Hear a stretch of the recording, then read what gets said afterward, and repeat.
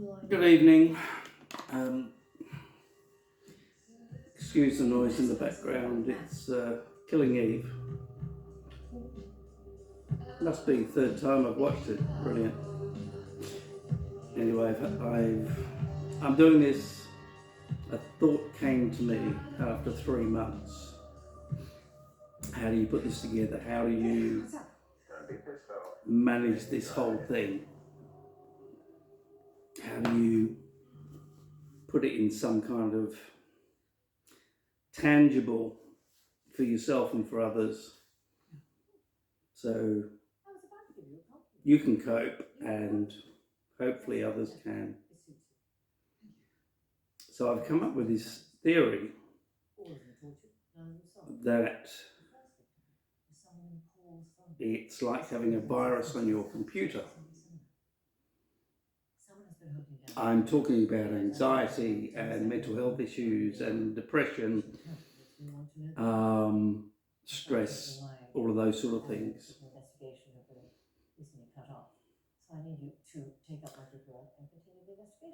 I've been dealing with it for 9 months, officially with work cover. I've been dealing with it for 3 months, a little over 3 months. The interesting thing is, the more that I deal with it, the less I can deal with it. And that is to the processes you go through are nothing's happening. It's okay. I'm stress, anxiety, depression. No, I'm stronger than that. And then you look around and go, no, there's something wrong with me here. This is something not quite going right here. And there comes a day when you have to, and I did, have to admit, yep, I'm not well. I'm not me. I'm not coping. My life has changed. My life at work has changed. My social life has changed. My interaction with people has completely changed. My thought processes, even when I'm alone, have changed. It's a big step, because as men, we are the protectors. We're not the ones that this happens to. We support and look after those who are suffering, and we're so stupid. We are so stupid to be doing that. We should probably be, if you could do hindsight, honestly, if you could do hindsight, we should be the first to put our hands up, not the last, and definitely not the ones who didn't put their hand up and took their lives. So the first step I had was to finally look around and go, yes, I've been affected. It's happening. This isn't me. I don't think the same. I don't interact with people the same. People don't interact with me the same. And as I want to encourage you to accept that and make that call and put your hand up and say, it's not good. This isn't me anymore. I've been affected. It's difficult, it's horrible, it's hard. But yeah, we have to. I did, you do, we all have to. We have to do it. And We have to do it for ourselves. And we have to do it for everyone around us. And it's horrible because I know, and you probably know, that those around us probably don't want to know. They may not have the emotional intelligence, I think is what it's referred to, EI or whatever, the ability to cope with these sort of things and deal and have conversations. I also feel that as I bring this up, there's a level of vulnerability that others feel from me going through this. And yeah, I'm going through something. It is, as I said the other day, this is intriguing. It is absolutely fascinating what I'm going through. At times I sort of remove myself and look down and go, wow, look at that. Fascinating. Just wish it wasn't me I was looking at. I just wish it was someone else. And I could kind of feel what they were going through, but not be affected by it, which is quite ironic because that's is my job, to deal with people who have mental health issues and all these other things. Anyway, that's not the cause of this. The virus, that's right, that's where I got to. Trying to make me and everyone understand and accept and buy into and acknowledge this by analogy. So you open up your computer, your laptop, or whatever it is, your phone, and you work away and everything's going fine and blah, blah, blah, blah, blah. And you open it one day and you're doing some things and suddenly you're going, oh, what happened then? That's not right. And things aren't quite going the way they used to on your laptop. And you go, hang on, this thing, what's going on with this laptop? It's not me, it's the laptop. And so you do a scan, a virus scan. Oh, yeah, there's some viruses in there. Oh, all right, get rid of them. Bang. And you carry on, and something else goes on.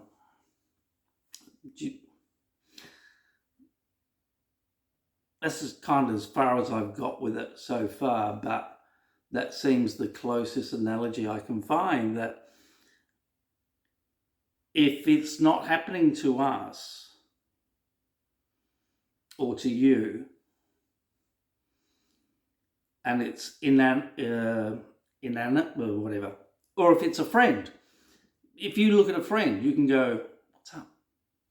What's up with you? You're not the same. What's going on? Oh, nothing. Oh, I'm fine. Oh, shit, and bang. And you go, okay, I won't buy into that. So that's people to people. You look at your laptop and you go, but this thing ain't working properly. Hang on, this won't open it. There's something wrong with that. I'm going to do something about it. And you do a antivirus thing on it and it doesn't work. So you go, oh, hang on. Ring the geeks or take it to somewhere and have them tell me what's going on with this and what's wrong. And so you take it off and they go, oh, this isn't working properly. Hang on a sec. Oh, this might take a while. Leave it with me. I'm going to fix this up. And you come and you go, Thank God I sorted that out, because the laptop was doing my head in.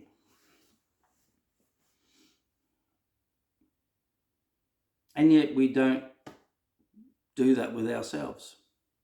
Even when we know that it ain't right. Do it with a laptop, do it with your mobile phone. And so that's where I've kind of got this analogy of, it's like a virus. Someone stuck that virus in to affect and damage.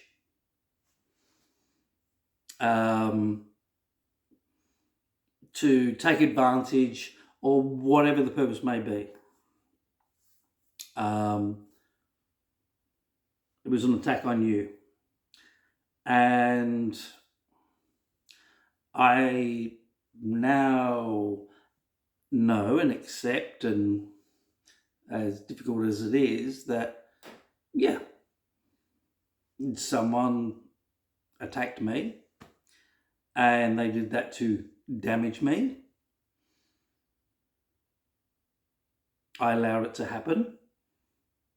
In the same sense of me opening up an email saying, hey, download this file and you can win $1,000. I allowed that to happen. Bang. And the more that I ignored it, the more that the virus in my laptop went throughout everything that's on my laptop.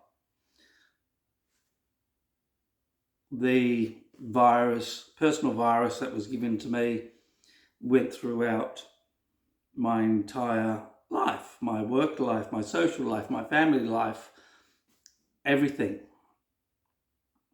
And I'm saying these things to make it easier for me.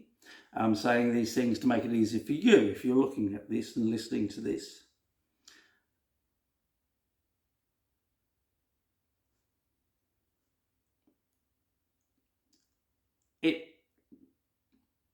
We didn't bring this on.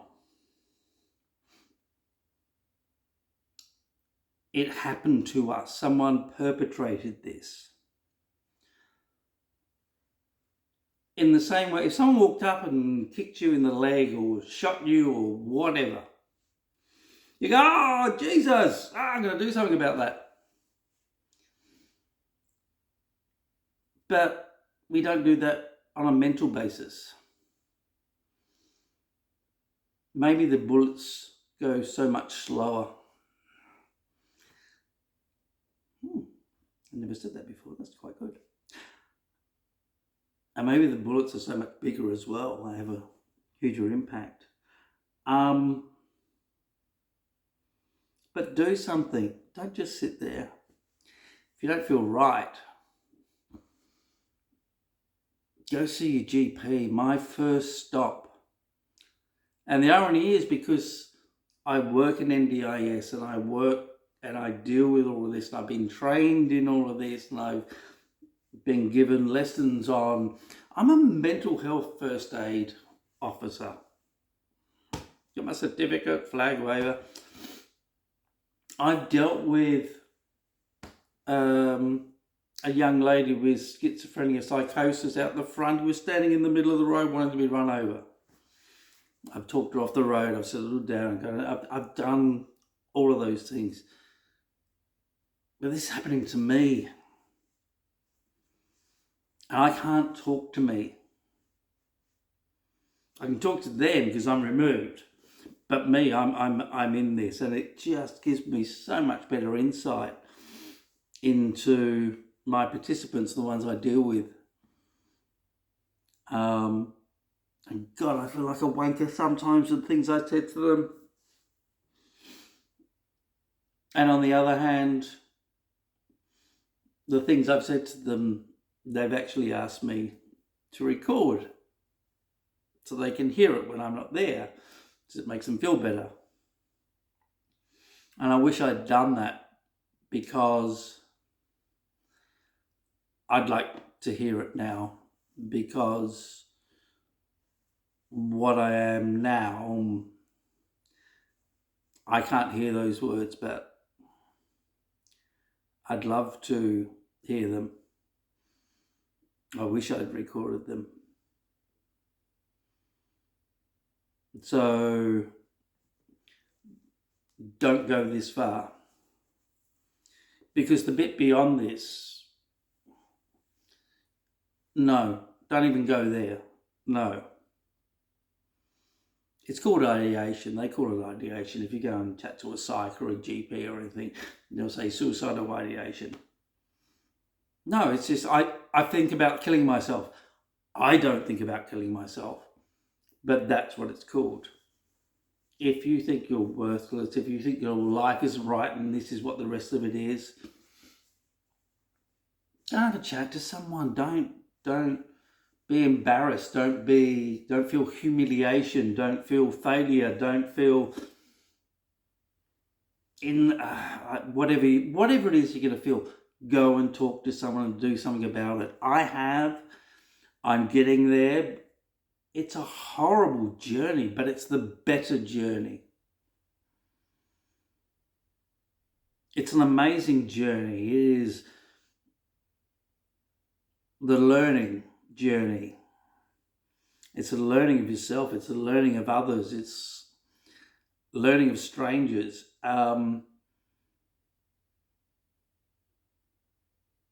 And I don't know how long that journey is. I'm sorry, I can't tell you. I can't give you the timetable and go, if you start here, you will arrive here at this time. You don't know. And I warn you right now, and it's a warning that when you do accept, this is going to be the next thing.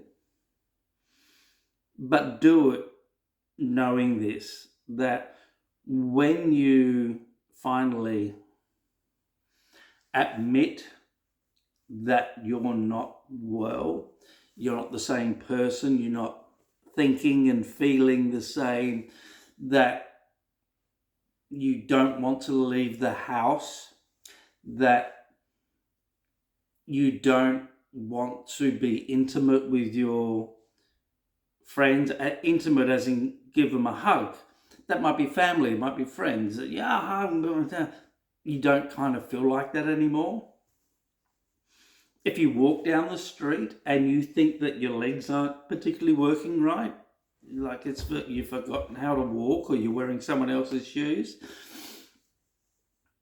If you are suddenly clumsy and confused, you might be holding.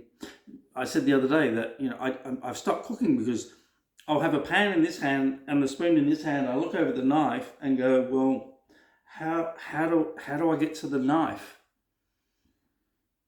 And I don't.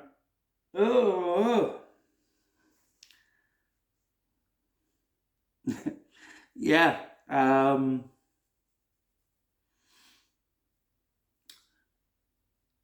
I chatted to someone on Saturday, a woman in her mid-60s, I'll say. It just turns out she's going through exactly what I'm going through. And we started talking about this and that and this and that. And I said, I don't want to drive anymore. And she just looked and nodded. She knew what I was talking about. I get scared driving. There comes a time when I'm just driving and suddenly go, how did I get here? Did I just go through an intersection? Did I go through a crossing? And then at its worst, exacerbates. You sit there in your car and you go, where are the other cars around me? Can I change lane? Can I put the brakes on?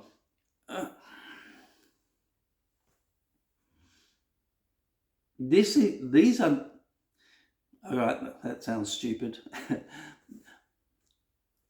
Oh, all right, usual, not normal. These are usual things for people who have mental health issues. That you become disconnected with your normal bodily functions, a part of the brain that says this. You become clumsy and whatever. You lose concentration and focus and confidence. So when you're driving the car, you're like, what's going on here? How did I get to this point? If you're doing these things that you would just do without thought, and you're suddenly going, I was struggling with this. Why aren't these things happening? Go and chat to your GP. There's so much support out there. And it's a long road, and it's difficult, and it's challenging. But it's a journey, and it's an interesting journey. And it's a journey back to who you were. And it's also, I don't know, I often think, is it a journey back to me, or is it a journey back to someone else, the new me, because I've experienced all these new things, and so therefore my perspective and perceptions are altered, and therefore I won't be the same. Scary. I liked me. But not being the same doesn't mean you're worse. It might actually make you better. That might seem like a cliche, but I believe in that. I went over to Europe when I was, 47, lived there for, no, I wasn't. Doesn't matter. Mid-late 40s. Lived there for 5 years. And I did stuff over there I would never have done here. And I grew as a person. I came back a different person. Because of the experiences I had and the situations I was placed in. I didn't know anyone. I had to do all this myself, and it was done. But I grew. I had confidence. I had this, what did someone say? A savoir-faire, embrace the day. Just, it doesn't matter. I could just do it. And I did. And it was great. And I loved it. It was wonderful. And it's kind of the same thing I'm going through now, that I didn't choose this, but I'm working through it. It's really interesting. It's fucking horrible for the most point, but it's interesting and fascinating. But I'm going through it, and I'm gaining more knowledge. And what's interesting, I'm gaining more knowledge about me. And in that sense also, I'm gaining more knowledge about those around me, and how I deal with life and how others deal with life. So it could be beneficial. And so part of this chat is the start of these chats that I'm going to have about this, what I'm dealing with and trying to manage badly at the moment. But then how my perspective on other things in my life have changed, and how the perspective of society has changed because I've gone through this. And if this is happening to me, it is. I can either get angry and roll over on the floor, or I go, okay, this has taught me a shitload. I can use this. I can do something about it. I can be bigger, stronger, I can educate, but I can talk, whatever. So that's all this is. It's just to say, if anything I've said you recognise, do something. Do something. And talk to me. Send me a message. If you don't want to go and talk to your GP or family or friends or anything like that, send me a message. And I'll have a little private chat with you. Yeah. I mean, you do it for your laptop. Do it for yourself. Yeah. All right. Thanks. Take care.